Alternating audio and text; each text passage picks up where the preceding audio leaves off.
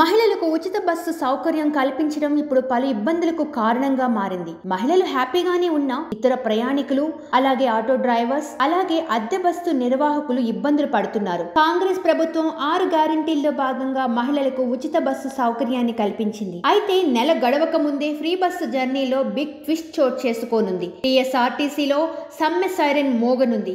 ఉచిత బస్సు ప్రయాణంతో అద్దె బస్సులకు అనేక ఇబ్బందులు ఎదురవుతున్నాయని, అద్దె బస్సు యజమానులు ఈ నెల 5 నుంచి సమ్మెకు దిగుతామని అల్టిమేటం జారీ చేశారు. రద్దీ కారణంగా బస్సులు పాడవుతున్నాయని, ప్రమాదాలు సైతం జరిగే అవకాశం ఉందని అద్దె బస్సుల యజమానులు వాపోతున్నారు. దీంతో ఈ నెల 5 నుంచి సమ్మెలోకి దిగుతామని హెచ్చరించారు.